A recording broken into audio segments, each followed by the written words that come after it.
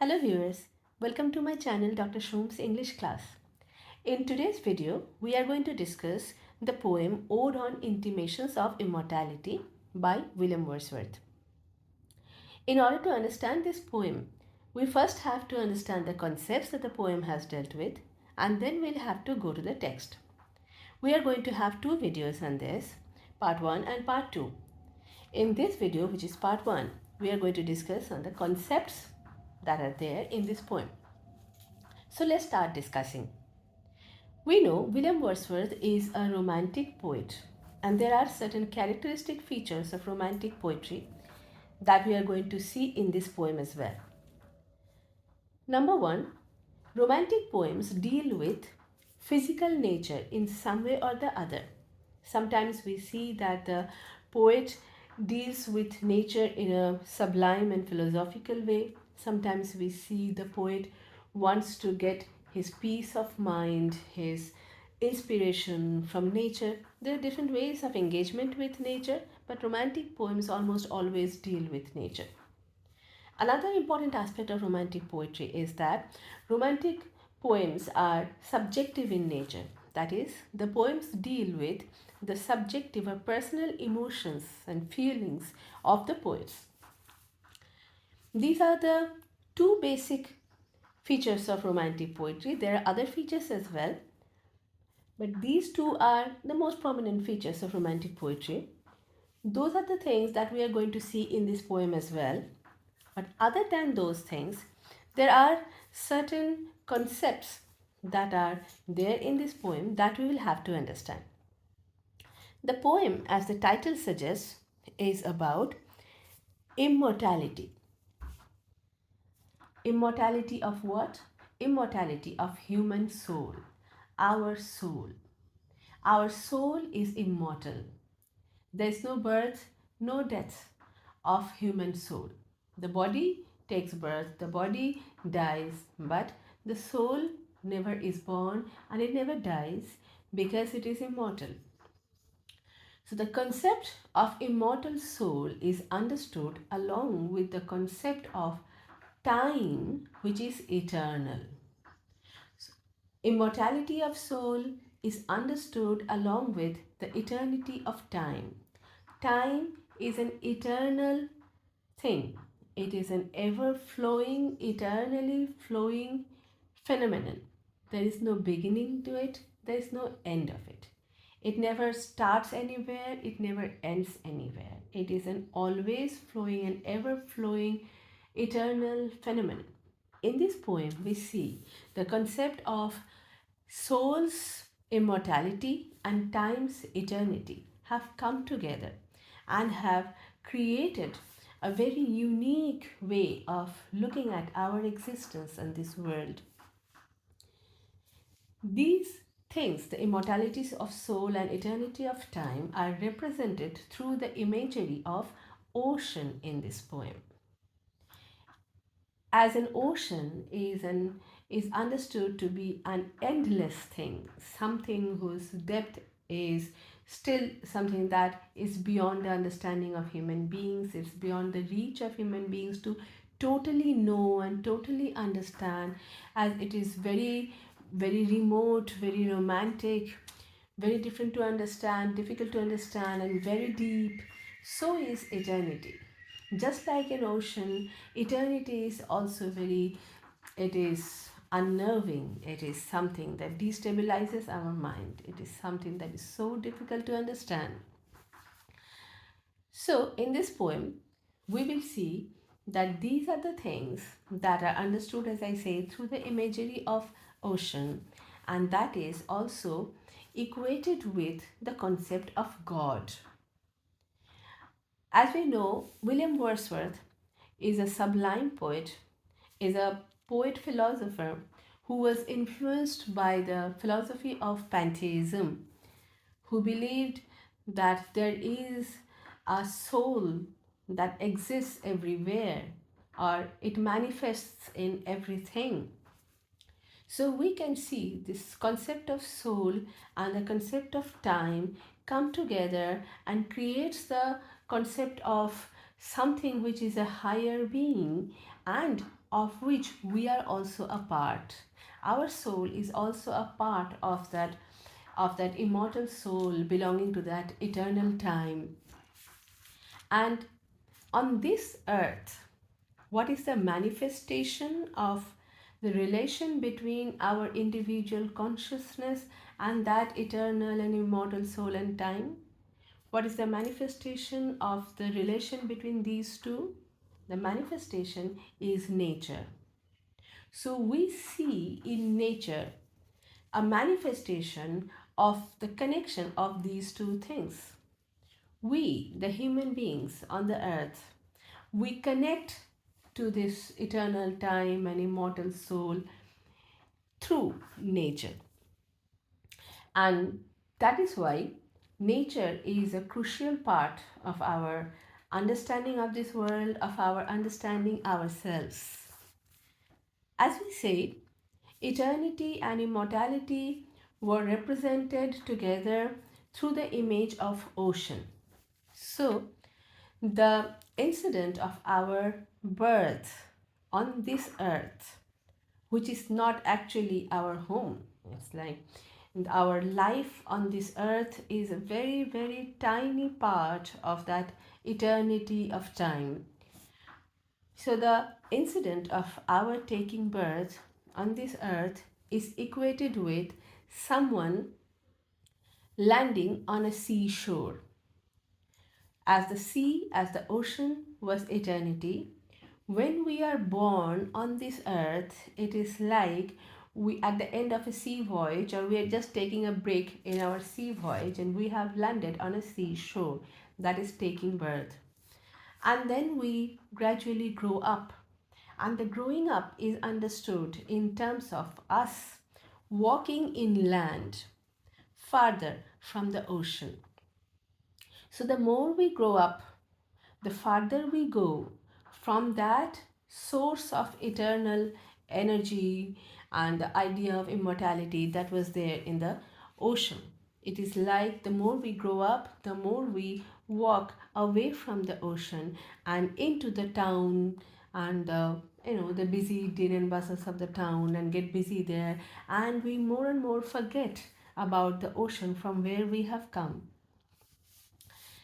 When a child is born, he is like playing in the seashore under the full light of that sun that is again coming from that world of eternity. But when we grow up, gradually we see walls come up around us.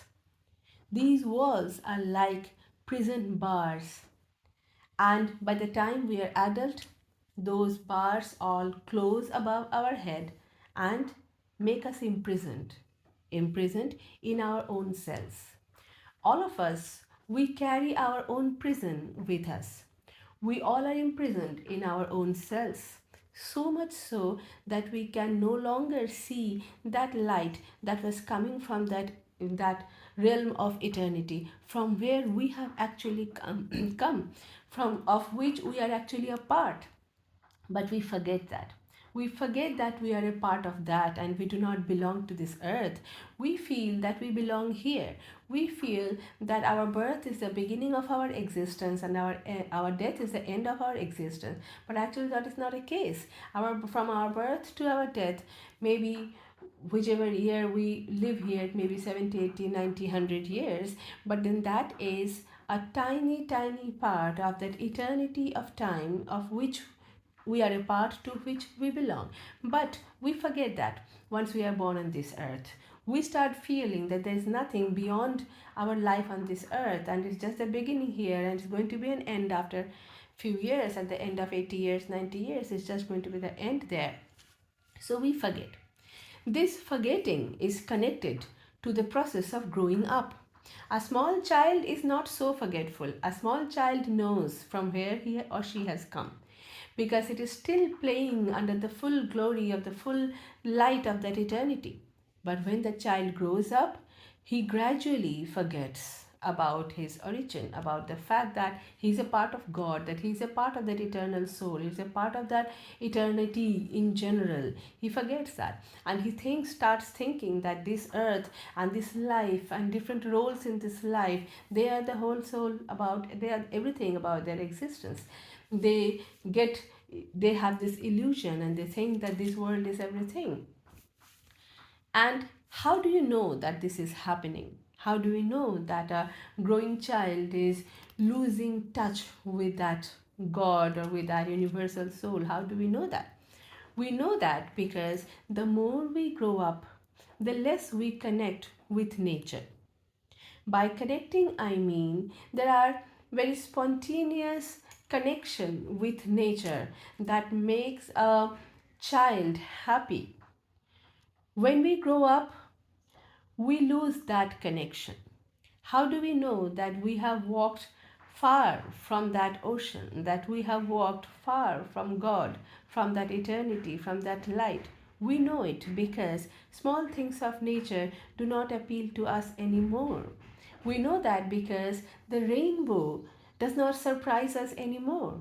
We know that because the rose does not make us so happy anymore. These are the things that used to make us so happy when we were children. We used to see a flower bloom and we used to clap, we used to be so happy. We used to see rain fall, we used to be so happy, we used to clap. But now all these things have become common for us. They're ordinary for us. So we have lost a sense of glory that was once attached to these aspects of nature, these manifestations of natural beauty or the manifestation of life in nature in general. The more we grow up, the less we feel about those things because they have become common for us, they become normal for us. This is a sign that tells us that we have come far from that ocean, that we have forgotten where we belong, that we have forgotten who we are. And we are living under this illusion that this earth is our life and this life is everything that we have. We forget about our connection with God. So, in this poem, we see that these things are represented through the poet's own life. The poet is now an adult person and he is actually feeling the absence of the sense of glory that once he used to feel in different aspects of nature. When he was a young boy, he used to be so happy to see the moon. He used to be so happy to see the waterfall. He used to be so happy to see a lamp. He used to be so happy to see a flower. But now, all those things, they're still beautiful. But they do not appeal to the poet the way they used to appeal when he was a young boy. So there is a loss. And there is a very strong sense of loss that the poet feels. As we know that a romantic poem is subjective in nature. So this poem is also subjective in nature. And we'll see in this poem the poet has poured out his feelings where he is desperate to get that sense of magic back into him. The sense of magic that was once associated with nature in his mind, and now he feels that sense of magic is gone somewhere. He's so sad about that. The sense of loss is so strong in him that he is almost crying and he is feeling so bad and he is feeling desperate to get back that sense of magic. But guess what? That is not to happen because this is the process of growing up. So in half of the poem, we'll see that the poet will lament the absence of that connection that he once used to have with nature. Now that he has grown up, he feels the absence of that.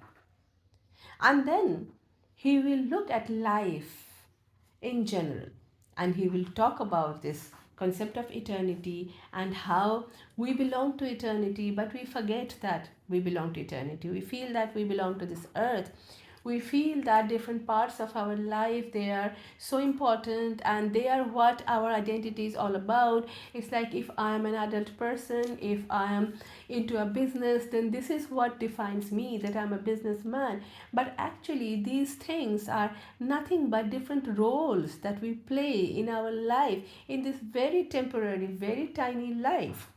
Our actual identity can only be understood when we look at ourselves as part of the eternal soul, immortal soul, and eternal time. But we do not do that because we live in an illusion on this earth. So, in the later half of the poem, we'll see that the poet has, because for the first half of the poem, the poet has continuously lamented. But then in the later half, we see that the poet comes to terms with this and accepts that, yes, I have lost it. So, now what? And now he finds that, okay, I have lost that spontaneous connection with eternity that used to manifest in nature, but with age, I have gained this philosophical understanding about human existence, something that I did not have back then. At that time, the connection with nature was a spontaneous one, but now I do understand it. The philosophical understanding of our existence has come with age. So even though I have lost something, that is kind of compensated by the gain that we have. And the gain is about the gain of the philosophical knowledge. And then the poem will end with this idea where he will say that he will no longer lament about that loss because he knows that he has gained something in return. So, this is what more or less this poem is all about. The concepts are this. In the next video, we will come with the text and we'll read the text stanza by stanza and we'll try to understand them.